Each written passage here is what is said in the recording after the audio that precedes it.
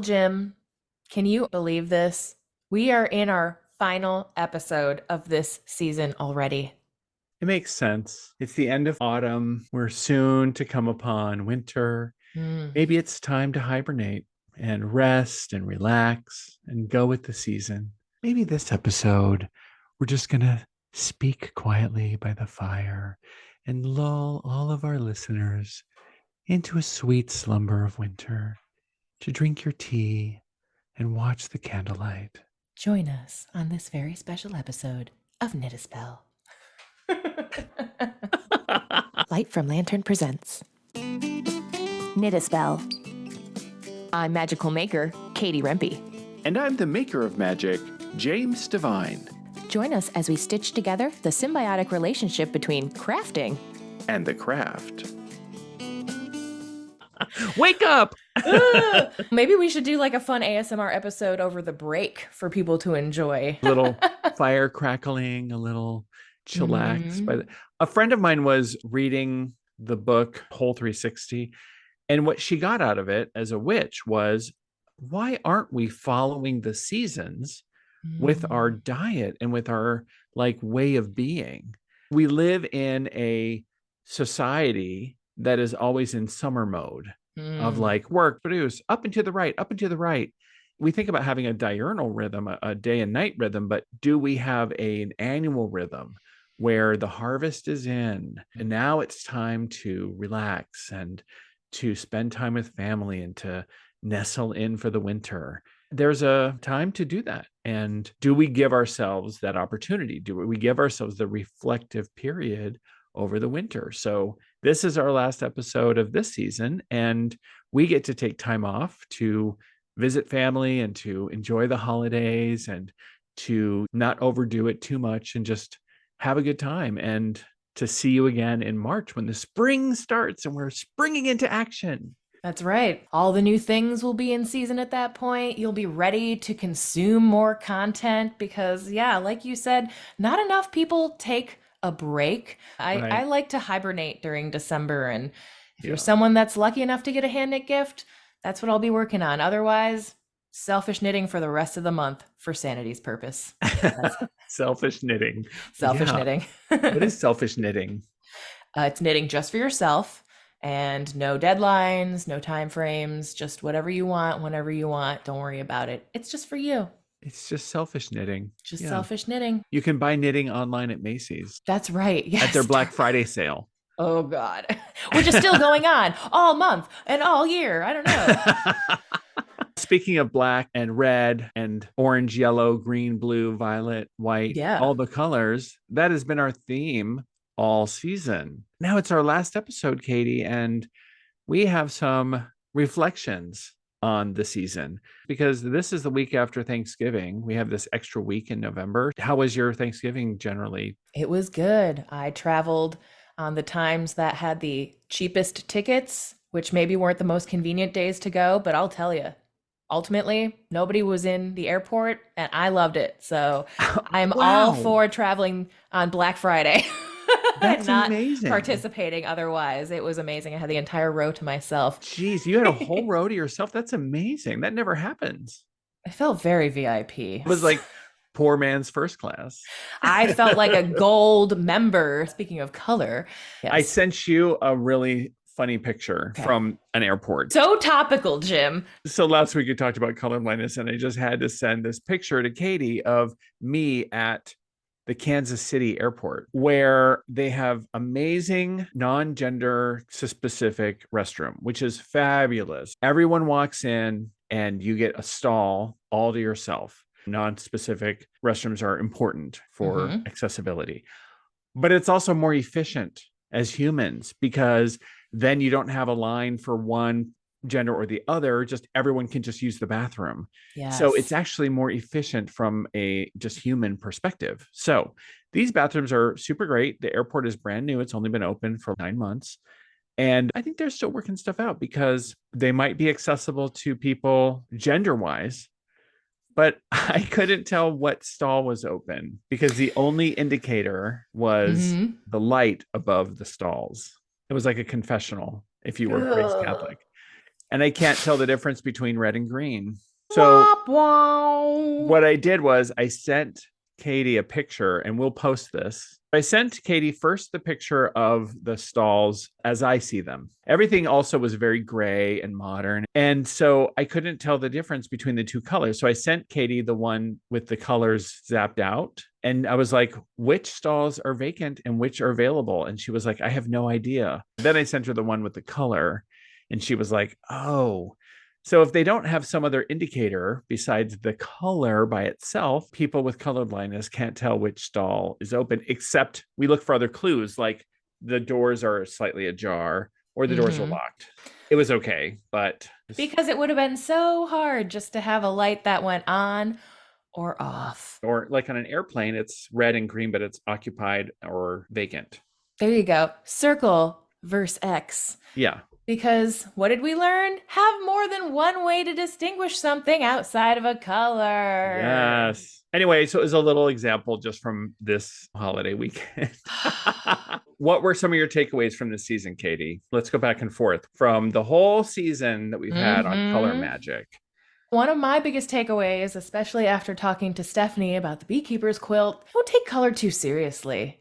You know, so many people get choked up on which ones should I pick, which look good together, which look good with me. And I just say, if you like the color, just go with it. Yeah. If you think the colors are weird together, but you still like them, go for it and just see what you could discover and introduce to other people that maybe it's more unique than other things that people are thinking of. Have more fun with color. Which is brilliant about the beekeeper's quilt because you can't really do it wrong. Yep. Millions of little pixels coming together for that perfect focus of color. How about that you? beekeeper's quilt is cool. Okay. One of mine is own your perception of color. I felt like we were focusing on my color blindness a lot this season, but one of the really cool things about that was I had some healing about my color blindness, and I realized, you know what? If it looks pink to me, then you go, girl, go with it. Who cares? If you like that color, then own it, because we see so many people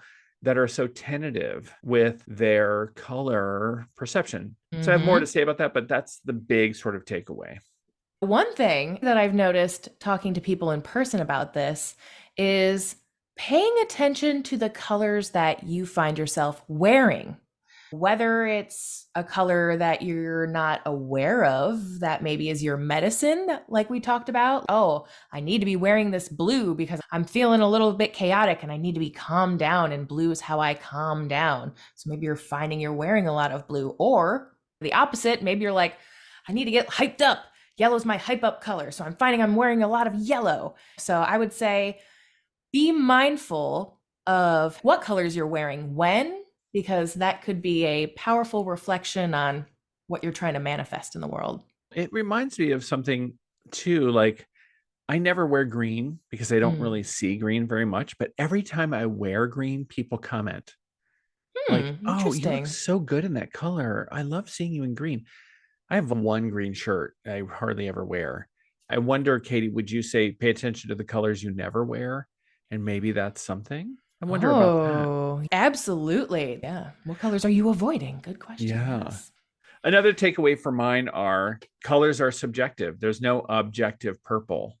Sure, there's a color purple, don't you think, that most people would agree is purple, somewhere in the mid-range. When you get out to the edges of purple, I think there's a lot of perceptions on, is it indigo? Is indigo purple, or is it navy blue, or is it something in between?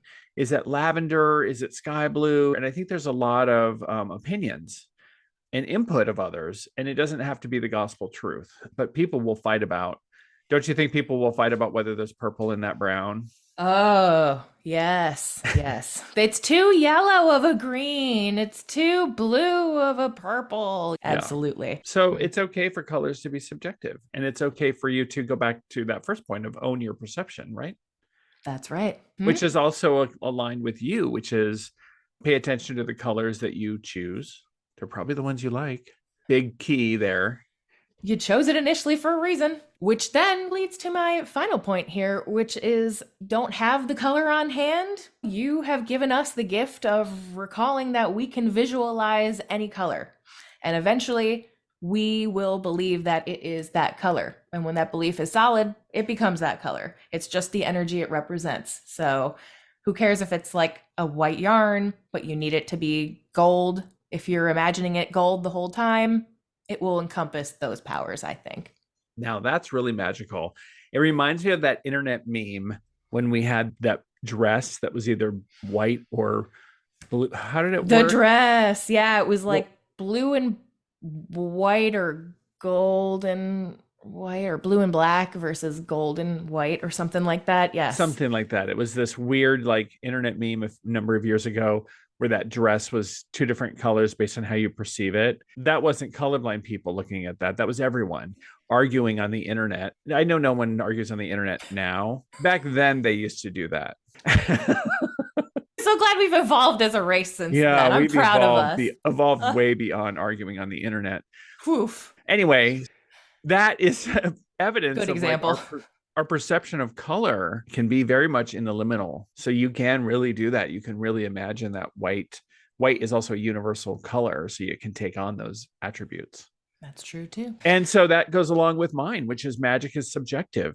You have colors that are influenced by the collective consciousness of everyone. So most people are going to associate blue with the water or with the sky or with things that are blue, but there is a subjective association with that color based on your experience, your aversion to blue or your attractedness to blue, your personal experience with someone who loves or hates blue, the things that are blue in your life, your own experiences with blue. So that counts also. So magic has a subjective quality to it, and it's the collective consciousness and your experience. And so you can, again, own that and you can incorporate that into your magic and Absolutely. encourage you to do that. I feel like that's really been the big message of this season is embrace how you see it and the reactions that it gives you personally, because those are always the first longest lasting impressions, I think. Yeah. Let's take a quick break, and when we come back, we'll finish off the last episode of the season. We'll be right back. Hey, Knit a Spell fans, looking for the perfect gift for the holidays? There's nothing better than a gift card from the Divine Hand Palmistry.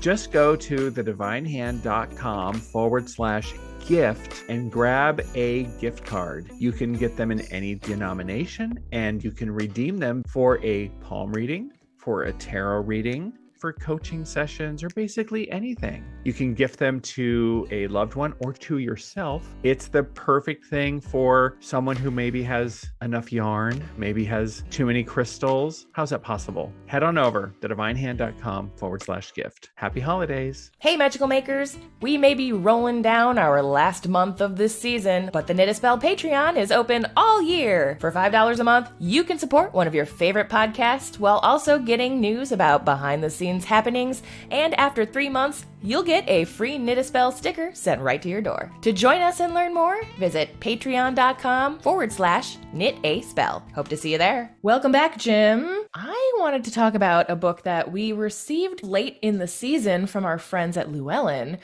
Very topically minded with our whole season here. It is A Rainbow of Spells by, and I'm sure I'm going to butcher your name, but I'm going to try not to, Ileana Abrev. Ileana Abrev. Abrev. Or something Ileana along Abrev. those lines. Oh, he just manifested that from Yeah, I should have had it in there. It's a I'll little cut around. book. It's so cute. Look how little. What better to reference than a little rainbow book of spells if you're new into the world of color magic and you're like, I would like to know more than just like the basic 4 things that are on the internet. This little reference guide, which is so cute, conveniently in this tiny little put up, is ready to fit in your notions bag, your tote bag, your magical collection. Every section is color coordinated for easy reference. It even comes with a little bookmark. a ribbon bookmark that is some color that might be blue or purple. I don't know. And depending on who you ask, they'll argue it with you. She'll tell you about the traditional meanings of colors, the everyday uses of the color, and some ideas that are very inspiring, some spells to do. And so there's all kinds of cool stuff in here that are associated with each of the colors. It's a cute little book, super accessible. I just think it's perfect for our color magic season. I hope to have her on as a guest at some point. We weren't able to do that in time for this season. We adore her. Look at how dang cute. Future guest for sure from Australia. So we'll have to make some time travel work, but we've done it before. We've done the UK. We can do anything. I think we need to crack open the Knit a Spell budget and fly down to Australia. No problem. We have tons of money available. I gotta do a magic money spell real quick. Hold on, let me reference Where's that? Page 87. If you are a listener of Knit a Spell and would like to host us at your house, let us know. knittaspellpodcast@gmail.com. We can't wait to hear from you. So anyway, look forward to that in the future. But yes, it was just such a great timed book. I think anyone who's interested in learning more about color magic will also enjoy it. And as always, we'll be sure to link the information to it in the details in the description. We've talked a lot about individual colors, what they mean, but how do we wear colors to be magical? There's lots of ways we can wear color. People are wearing color in clothing, makeup, jewelry, in their hair color. Thank goodness it's a lot more acceptable to dye our hair wild primary colors, which I love. So those are just some of the ways. How do I wear color? I have 3 interesting little ways that I love to wear color.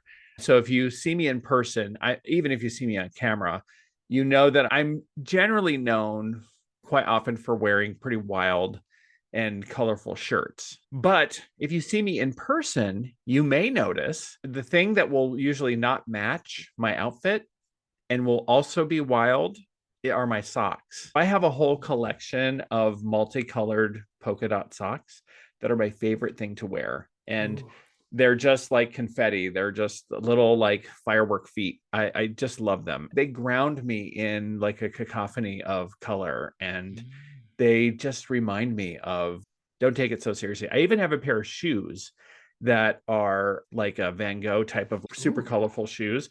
So I just love to wear somehow on my feet grounded, like to have a whole bunch of color or to have a surprise. Even if I'm wearing like a business suit, I will sometimes wear really nutty socks just as like a little wink to I'm a little out there.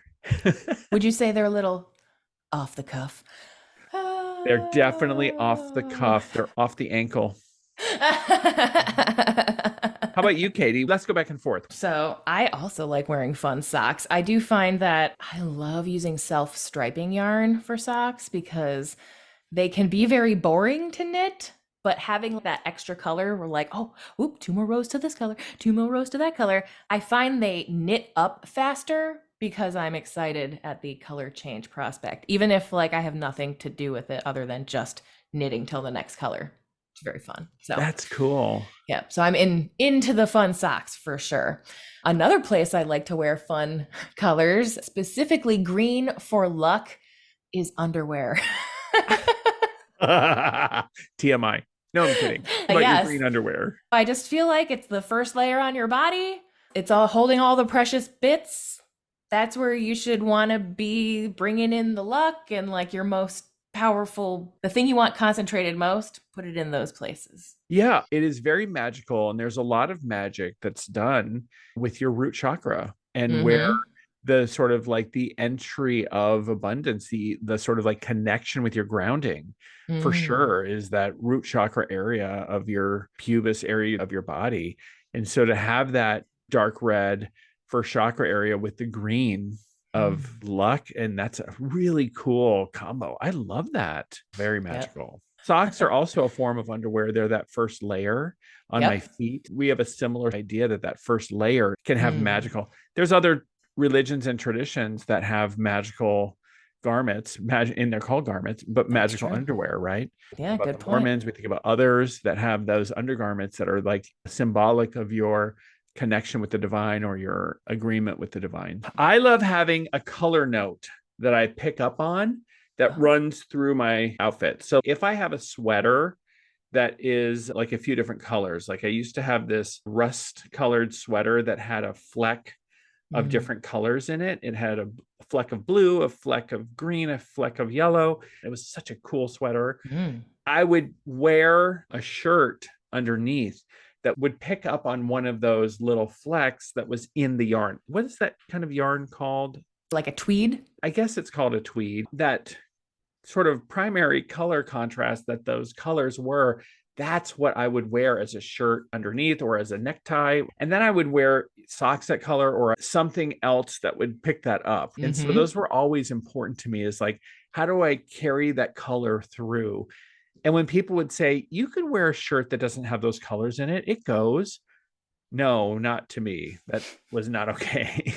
I don't need another color on this rodeo. Well, that makes my fashion designer heart soar, because that is like the definition of cohesiveness. Right. If this pattern doesn't show up again in another one or in like another part of the same outfit, then like, why is it even there to begin with? There has to be a cohesiveness also in the style. If the sweater is too modern and the shirt is too rustic, I can't wear them together. There's all these little guidelines that I tend to follow. And that's why Jim looks so good all the time. I never. He has really style.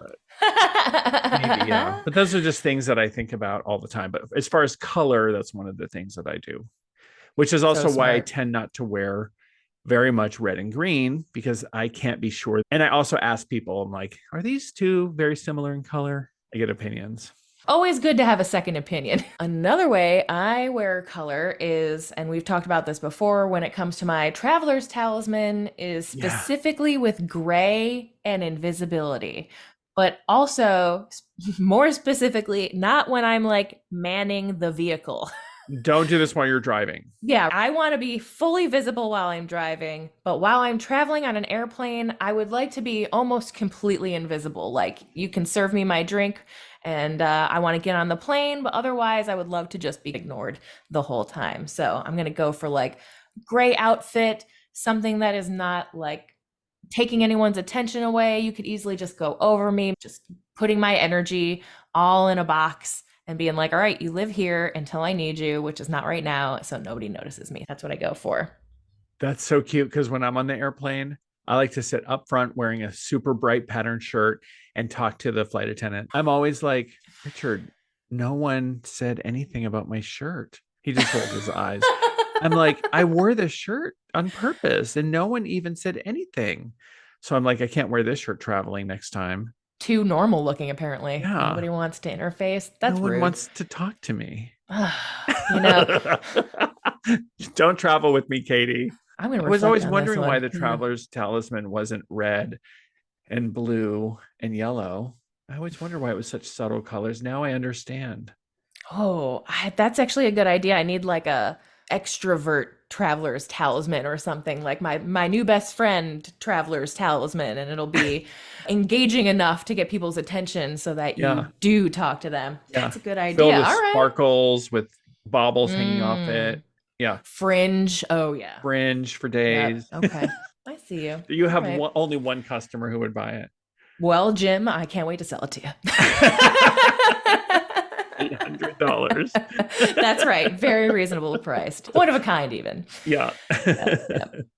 All right. What else is on your list? I wear color on my jewelry. So I tend to pick out like the gemstone that might be like, okay, what do I need? If I need protection, I'm going to wear a labradorite. If I'm feeling like I want some luxury or some softness, I'll wear my pearl necklace. But I also will really follow, like we do with color magic, I'm going to be like, what piece of jewelry is pulling to me or is calling to me? That's probably what I need. And so I'll also wear the jewelry that feels comfortable. Or what ring do I want to wear and on what finger will give me like, oh, I probably need support in that area of my life. Do I need support in my leadership because I'm wearing a ring on my index finger? Or in my ego and my self-esteem, I'll wear a ring on my ring finger. So these are things that also are good to reflect on. It's funny. My last point is similar to this in a way, because I, as a knitter, avoid wearing accessories like the plague. It always gets caught on something. It's going to pull the yarn. It's going to pull on my sweater. I'm clumsy. And so I find that I don't wear a lot of jewelry. Instead, I will trim the hems of the sleeves or around the bottom of the body or the neck, much like, the Ukrainian magic techniques. That's where I might add a little decorative or bind off in a certain color, that sort of a thing where it's almost like places you would put jewelry, but it's Yeah. not going to catch on anything because it's part of it. You've knit a little red bracelet at the end of your sleeve. Yeah. Yep. Or you could even put in the beads and the crystals right into the knitting at that Yeah. point if you wanted. Yeah. That's cool. Yeah, that would be really cool. Like a metallic trim. I've seen Mm. sweaters with like metallic trim for sure. Yep. Oh, So, that's really a good idea. just a Built-in little something necklace. different. Yeah, Mhm. exactly. So, do you have a class on knitting with colors? You might be surprised to hear if you've been listening this whole season or not that I still have how to knit with color magic on my website. You can go anytime, sign up, and take this self-paced class at lightfromlantern.com. And I would love to hear your feedback, which you can do in every section right in the comments. So I I love look it. forward to helping anyone who's curious to learn more about incorporating color with their knitting. I love self-paced video classes. I'm helping you make one, Jim. Spoiler alert to our Oh, I fans. know. I know. Coming soon from the Divine Yes, Hand, I a know. self-paced intro to palmistry class. And so, as we enter the era of our break, what are you going to be working on? So I am looking forward to our Yuletide. I am looking forward to some holiday downtime. And then I'm continuing to work on the Divine Hand, writing my book and putting up with your help. Thank you, Katie. Self-paced intro to palmistry class. I have an advanced palmistry class that I'm teaching to my advanced palmistry folks who are amazing. And then we have tentative plans to be snowbirding in New Orleans until March, which March is Ooh. when our next season starts. Yes, it is. Oh my goodness. What about you? Wow. What's your plans for the winter? I have my new community of knitters that is launched on my website, lightfromlantern.com. I have a free access level, which gets you all of like my knit along events, anything that I host there, plus news and updates. And then I also have a $10 a month level, which is a little bit more witchy, more involved. I will, of course, be organizing the new season of Knit a Spell while we're on break. You can join us on Patreon because that will be going all year round. I'll be letting you know about behind the scenes happenings, how things are developing, what guests we're securing, and then you'll also be able to participate in polls about who should we have on, help influence us with topics and guests and all sorts of fun stuff. You can go and find out more information on our Patreon at patreon.com/knit a spell. I'm also finally introducing knitting help sessions virtually and tarot readings. I'll be sending out Katie, newsletters. every time you look at a tarot card, I always learn something. And of course, you're knitting. You're such a patient and encouraging person when it comes to knitting. That's always so awesome. That's very Yeah. nice. Well, I just strive to be as intuitive and offer as much clarity as you do for all of your palmistry and tarot readings. So Oh.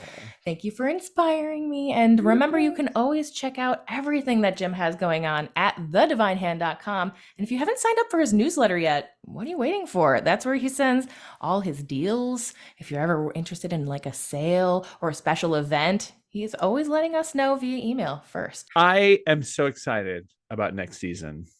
Yes, me too. But you don't have to wait until March because you can listen to us anytime you want because there are how many? This is our 119th episode. At least 119 episodes of Knit a Spell. You can watch us on YouTube and subscribe. You can search for anything.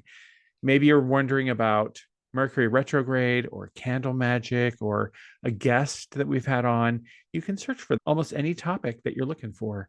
So don't be lonely in these few months. We'll be back and enjoy the reruns in the meantime.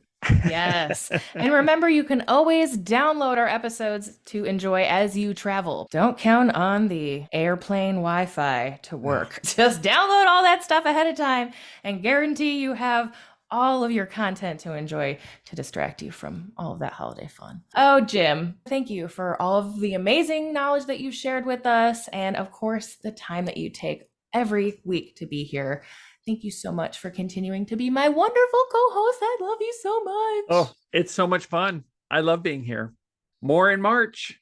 That's right. You haven't heard the last from us. See you soon. Bye-bye, everybody. Thanks for listening. If you enjoyed the show, consider sharing it with a friend, leaving a review on iTunes and Spotify, or following Knit a Spell on Instagram. You can also subscribe to the Light from Lantern YouTube channel to enjoy full episodes of Knit a Spell and see our happy faces. You can also learn more about readings, classes, and events going on with your favorite maker of magic, James Devine, by visiting thedivinehand.com and subscribing to his newsletter. Then follow Jim's fun and interactive Instagram account at DivineHandJim. Keep up with Katie, the magical maker, by subscribing to her newsletter at lightfromlantern.com. You'll receive a free knitting pattern as a thank you gift. Then follow Katie on Instagram at lightfromlantern for even more magical making tips.